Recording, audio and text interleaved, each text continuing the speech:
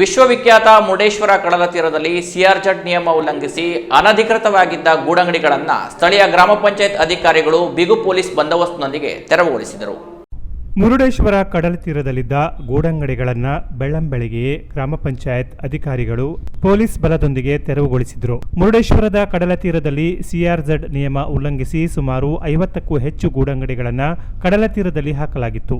ಮಂಕಾಳು ವೈದ್ಯ ಅವರು ಸಚಿವರಾದ ಬಳಿಕ ಹಲವರು ಕಡಲ ತೀರದಲ್ಲಿ ಗೂಡಂಗಡಿ ಹಾಕಲು ಅವಕಾಶ ನೀಡುವಂತೆ ಸಚಿವರಲ್ಲಿ ಮನವಿ ಮಾಡಿಕೊಂಡಿದ್ದರು. ಜನರ ಕಷ್ಟವನ್ನು ಅರಿತ ಸಚಿವ ಮಂಕಾಳು ವೈದ್ಯ ಅವರು ಕಡಲ ತೀರದಲ್ಲಿ ಗೂಡಂಗಡಿಗಳನ್ನು ಹಾಕಲು ಅವಕಾಶ ಕಲ್ಪಿಸಿದರು.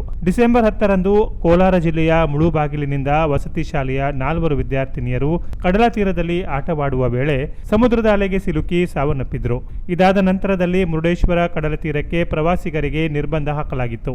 ಇನ್ನು ದಿನ ಕಳೆದಂತೆ ಮುರುಡೇಶ್ವರ ಕಡಲ ತೀರದಲ್ಲಿ ಗೂಡಂಗಡಿಗಳು ಹೆಚ್ಚಾಗುತ್ತಿದ್ದು, ಇದರಿಂದ ಇಲ್ಲಿಗೆ ಬರುವ ಪ್ರವಾಸಿಗರಿಗೆ ವಾಹನ ಪಾರ್ಕಿಂಗ್ ಮಾಡಲು ಕಷ್ಟವಾಗುತ್ತಿರುವ ಬಗ್ಗೆ ಸಾರ್ವಜನಿಕರು ಸ್ಥಳೀಯ ಗ್ರಾಮ ಪಂಚಾಯತ್ ಹಾಗೂ ಸಂಬಂಧಿಸಿದ ಅಧಿಕಾರಿಗಳಿಗೆ ದೂರಿದ್ದರು ಎನ್ನಲಾಗಿದೆ.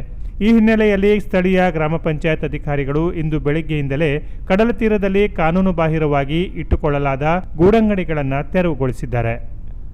Canara plus news, Murudeshwar.